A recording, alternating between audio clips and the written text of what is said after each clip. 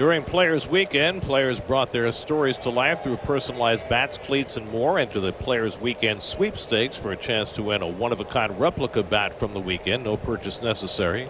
Scan the QR code or visit MLB.com/Players Weekend sweepstakes for details. Cedric Mullins leading off for the Mets in the third against Jake Irvin. 9-1-2 in the Mets batting order.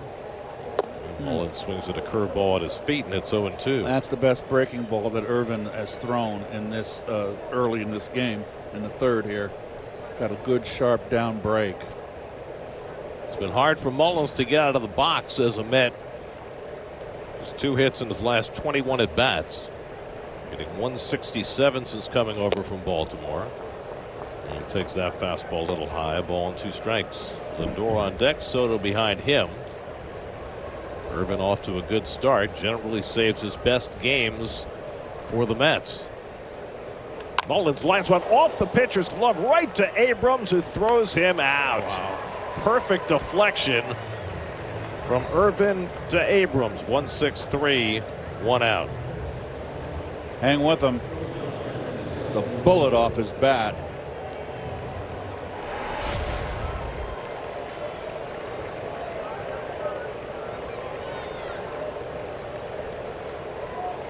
Well, he might have had it anyway. He was playing up the middle. He had it covered. Still hard luck either way. Hit it 100 miles an hour. Call strike to Lindor, who grounded out to short his first time up. Lindor, over the last 5 games, has had multiple hits in every one. He rips that one toward the right field corner. That ball is fair, and it bounces up off the wall. It's in play. Cruz fires into second, and Lindor stands there with a 1-out double. A bullet off the bat of Lindor for his 26th double of the year. He's now hit in 7 straight games. Well, the one thing since Lindor has come out of his really a 2-month slump, Garrett, is that he's getting the barrel out on the fastball. Now, that was out over the plate, but he wasn't even catching up to fastballs out over the plate like that. Now he's turning on it. He's got his rhythm. I mean, he had 2 really hellacious months of hitting, Garrett. A prolonged 2-month slump. Well, he felt as though he found something in all the extra work that he was doing during the last homestand, and it has turned into huge results. 15 hits now in his last 27 at bats. Came into the day with 13 hits in the last 5 games. The most a Met has ever had in a 5-game span is 16. Yeah. Brett Butler did that in 1995. But Lindor's 5 straight multiple hit games. It's the first time he's done that as a Met. He had done it with the Indians. Soto struck out his first time up. And takes a changeup down. Ball and a strike. Lindor had a 204 June. Remember, he plays every day. That's a lot of at bats. He had a 206 July. And you know what? This is when it counts now. This is crunch time, and he's turning it on.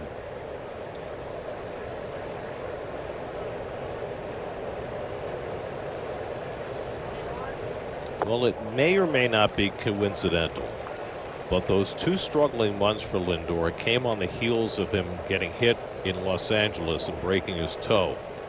And, you know, everybody said, well, you can play through it, but it's not going to heal for a couple of months. Well, those couple of months have passed. It's healed, and now he's hitting again. Curveball misses down to Soto, and Irvin falls behind him 3-1. And of course, we'll never know. Only Lindor knows. He will never makes excuse. Well, it's like last year with the back. I mean, he came back right at the end of the season, had those huge home runs at the end of the year and in the postseason. Tops one foul. And when we asked him in spring training this year, said, how much was your back hurting when you did that? He said, a lot. So, you know, the next year he was willing to say that, but at the time he wasn't letting on. Right. Boy, they're really giving the right field line to Soto. Cruz out there, Dylan Cruz playing way in the gap. 3-2 coming. And he swings and just gets a piece of it to stay alive. Boy, look at that. Look at that right field line. And, you know, Juan likes it. It's been kind of forgotten about left center field. I would, even the center fielder, they're shading him the opposite field. I would not do that.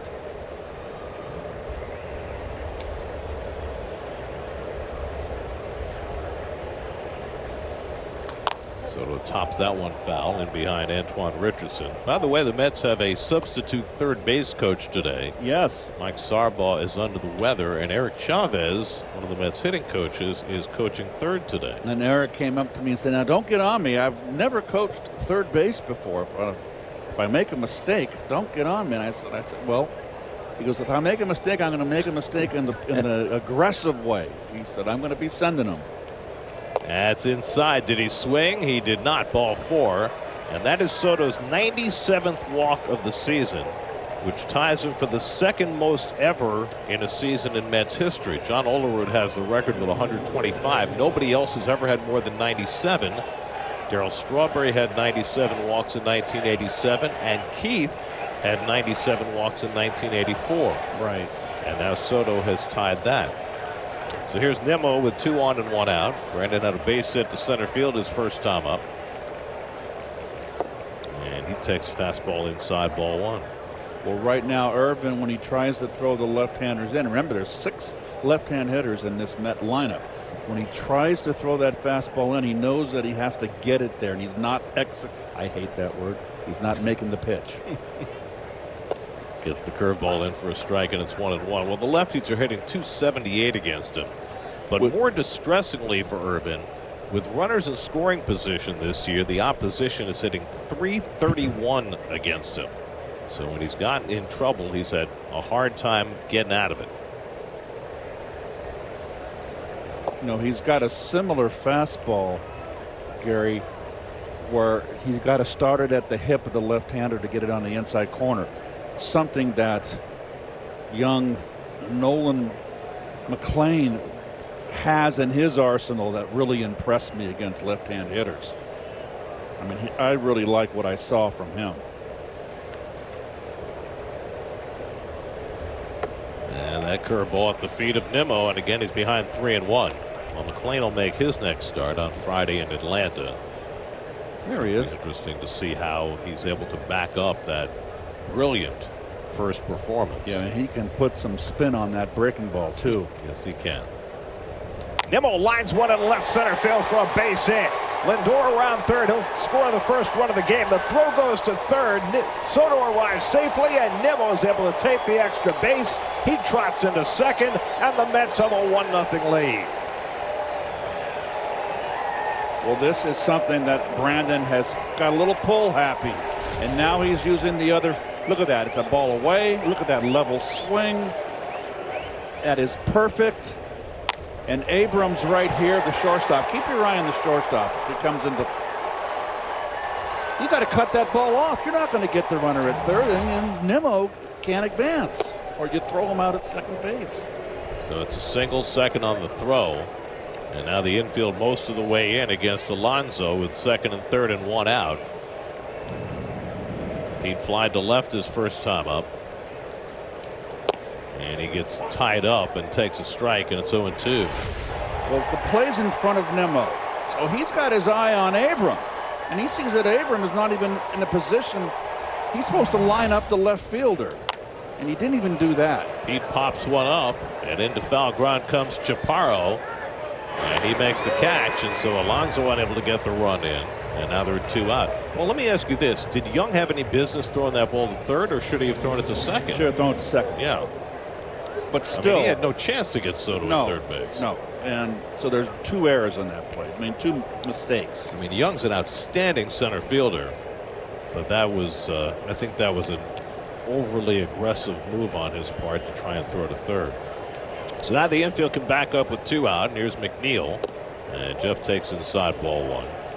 Well, they have resumed pounding McNeil inside as he's gotten hot over the last couple of months. He's done a much better job of laying off those pitches in off the plate. He rips that one down the line, and that's a fair ball going into the corner, and that'll bring in 2 more. Soto is in, Nimmo right behind him. Jeff McNeil with a 2-run double, and it's 3-0 New York. Big 2-out hit from McNeil to play the pair. There's the fastball, belt high, right down the pipe, and when you do that to a hitter like McNeil, who's a good line drive hitter. But that goes back to what we were just saying. Everybody's trying to pitch him inside, but if you make a mistake inside like that and it leaks back over the plate, he's going to kill you. And you can't live in that inside corner. You can't just constantly. You got to mix in a couple on the outside corner too. So 3 runs are home in the inning. Now Mark Vientos, who grounded into a double play his first time up. And he takes first pitch cutter for a strike. 0-1. The Mets have been swinging the bat much better with runners in scoring position. Remember, they were most of the year at around 218, 215 with runners in scoring position. They have raised that now up to 242. And as we mentioned, Irvin has had a big problem in those spots, and he's given up 2 hits with runners in scoring position in this inning. And Eric Chavez gotten to wave people home. Yes, he has. With no incident. Vientos fouls one down the line. I said to Eric when he said, I'm going to be aggressive, I said, the tough part, have you ever given signs? And he said, no. I go, that's the tough part. Giving signs to the hitters. Does anybody give signs anymore? I mean, there's no hit and run. Yeah, there's no hit and run. Guys steal on their own. Nobody's going to take sign. Fly ball left field. Wood goes back to the warning track, looks up, and it's out of here. Mark Vientos homers for the 2nd straight game. A 2-run homer for Vientos, and it's 5-0 New York.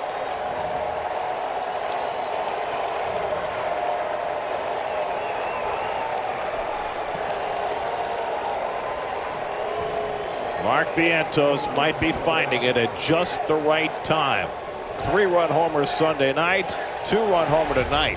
Hanging, look at that breaking ball hanging on a tee. Eye on the ball. And he's got the power. That one out, way out. 9th home run of the year for Vientos. 6 RBIs in his last 2 games.